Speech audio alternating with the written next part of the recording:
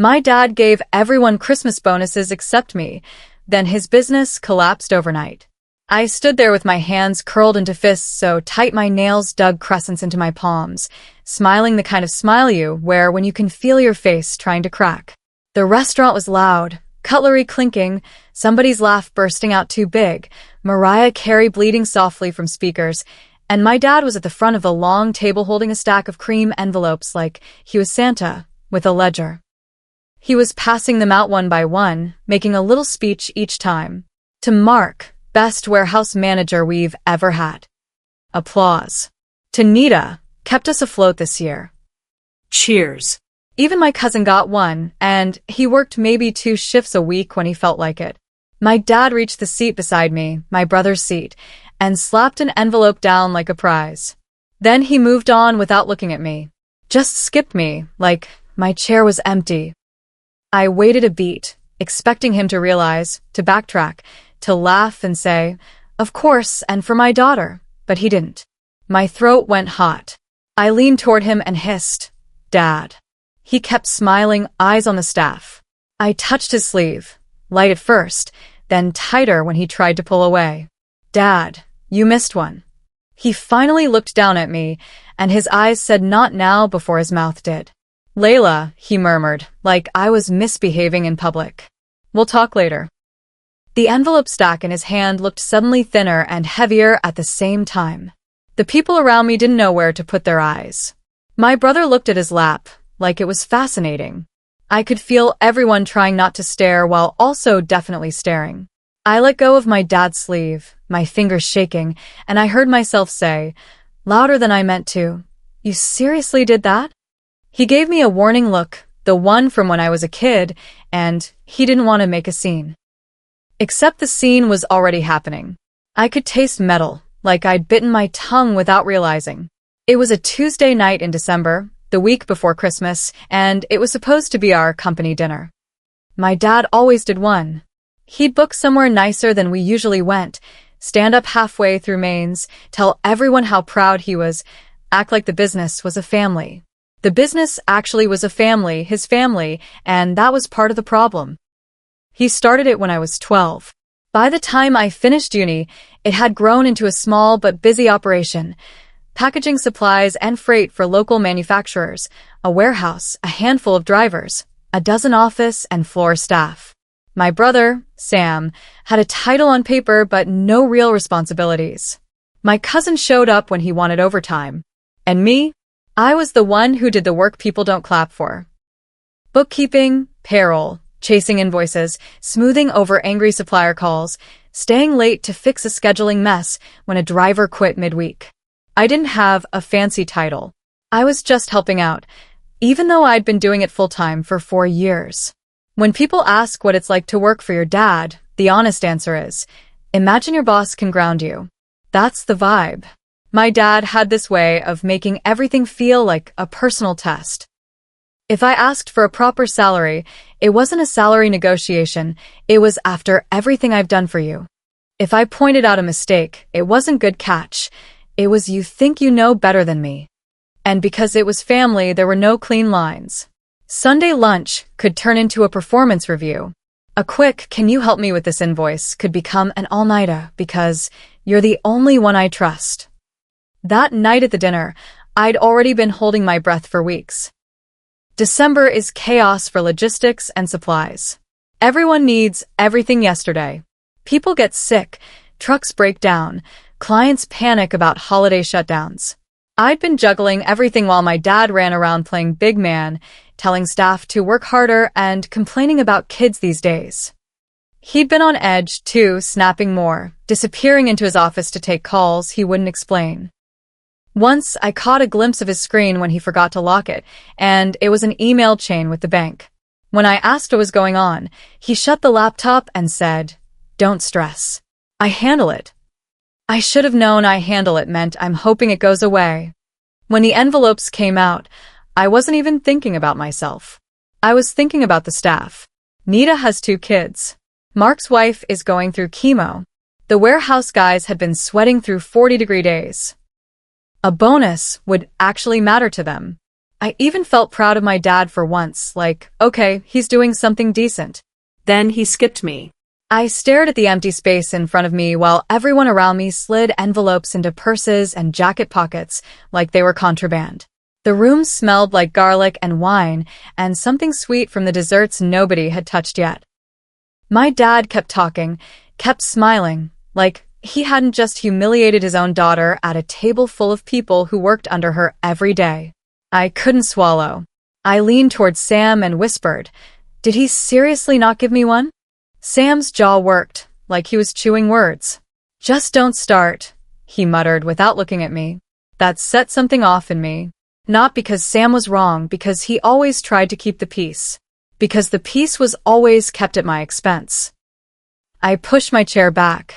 It screeched against the floor, loud enough that half the table flinched. My dad's head snapped up. His smile stayed, but it didn't reach his eyes anymore. I said, "I'm going to the bathroom." I didn't.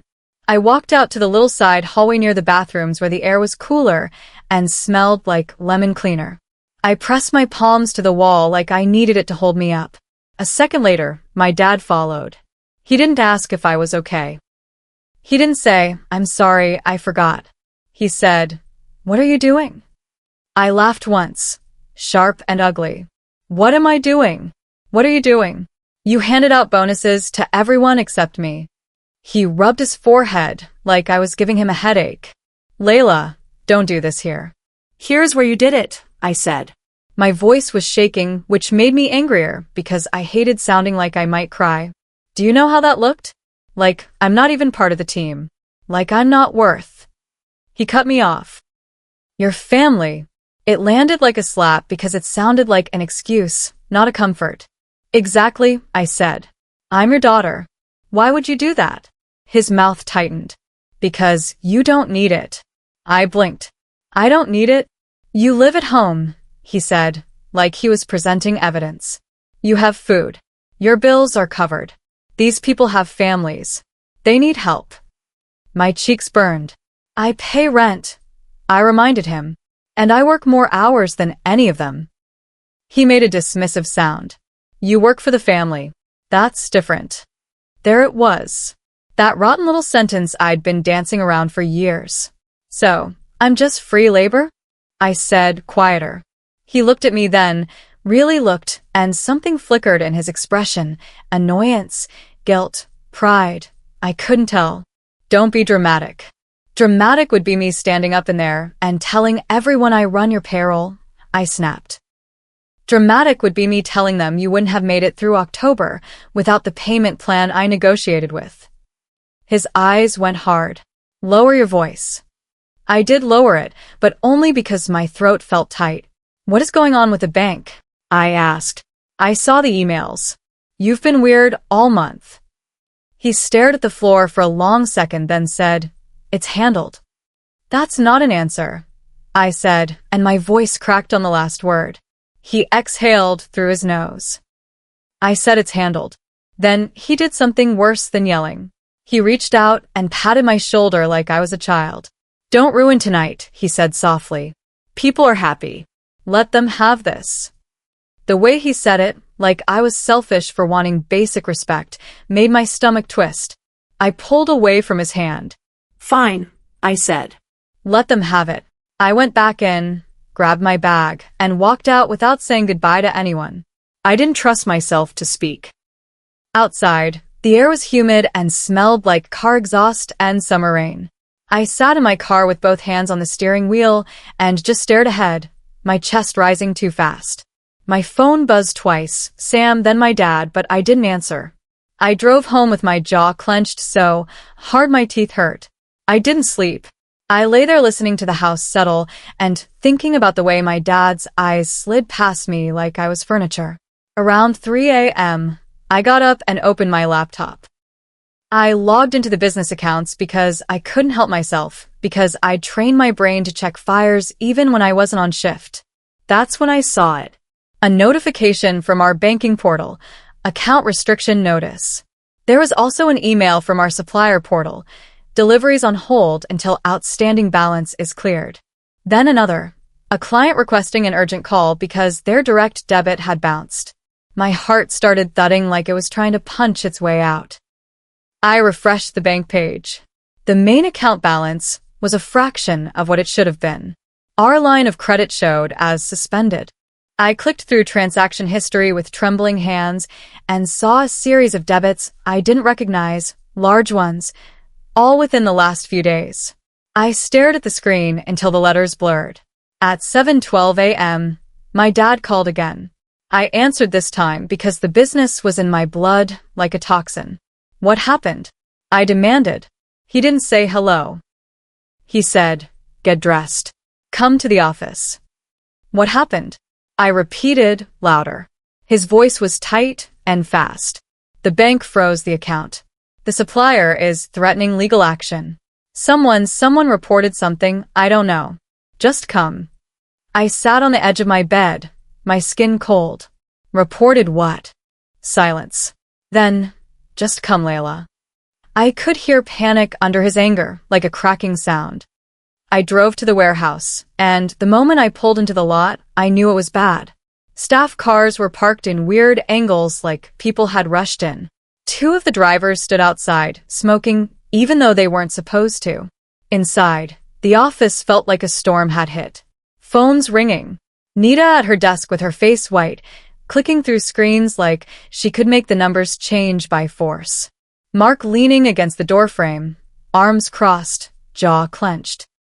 My dad came out of his office the second he saw me and grabbed my elbow, steering me in like I was a tool he'd misplaced. "Close the door," he snapped. I did because my body still followed his commands before my brain caught up. He turned his computer screen toward me. "Fix it." On the screen was an email from the bank's risk department. Words like misrepresentation, breach of covenant, immediate review. My eyes snagged on one line that made my stomach drop. "We have identified discrepancies in the submitted financial statements and suspect forged authorization." I looked at my dad. Slowly, I asked, "Did you sign my name?" His eyes flashed. "Don't start. Did you sign my name?" I repeated, and my voice didn't shake this time. He looked away. That was answer enough. My hands went numb. "You forged my signature," I said, like I was translating it for myself. "On bank documents."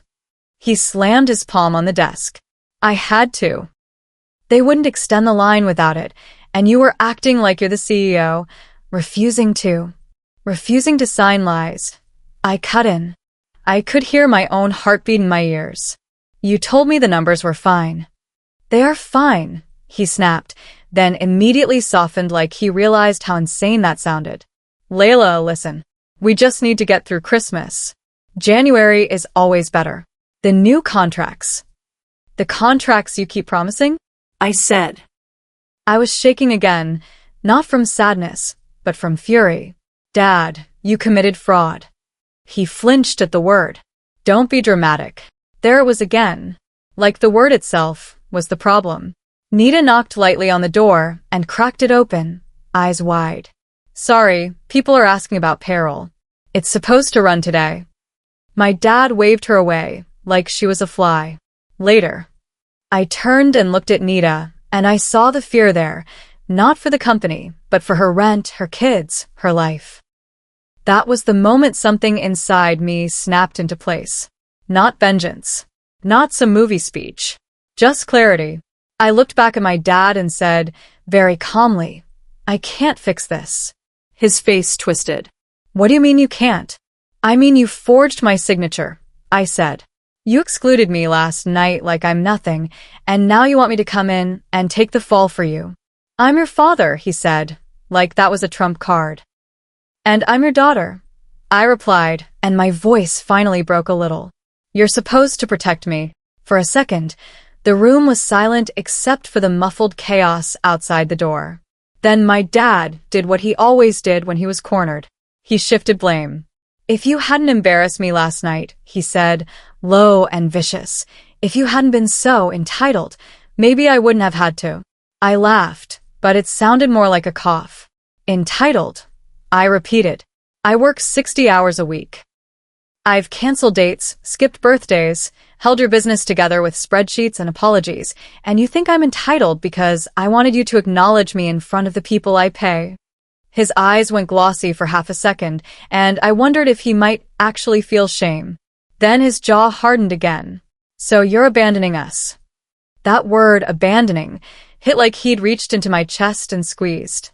Because that's what he made everything. My responsibility. I stood up slowly. My legs felt wobbly, but I stayed upright. I'm not abandoning anyone, I said. I'm stepping away from your mess. He stood too, looming like he used to when I was a teenager. If you walk out, don't come back. I stared at him. The man who'd taught me to ride a bike, who'd packed my lunch as a kid, who'd also made me feel small for years. I felt grief and anger braided together so tight, I couldn't separate them. Okay, I said. He looked surprised, like he expected me to fold. I opened the door and walked out into the main office. Every head turned toward me. Nita's eyes flicked to my face, searching. Mark watched like he already knew the answer. I cleared my throat. Everyone, I said, and my voice came out steadier than I felt. The bank has frozen the account. Payroll might not run today. If you need payslips for Centrelink or anything, I can print them for you right now. If you have questions about entitlements, I'll help you find the right contacts. My dad barked from behind me. Layla, stop talking. I ignored him. My hands shook as I reached for the printer, but I kept moving. I printed what I could. I gave Nita a list of numbers. Fair Work, the accountant, an insolvency hotline I found in 30 seconds because my brain was suddenly in emergency mode. People were quiet. Some looked angry. Some looked scared. Nobody looked like they cared about Christmas dinner anymore. Around noon, 2 men in suits showed up. Not cops, not exactly. Representatives from the lender. They spoke in low voices with my dad behind closed doors. When they left, my dad came out looking 10 years older. His shoulders sagged in a way I'd never seen. For the first time in my life, he looked small.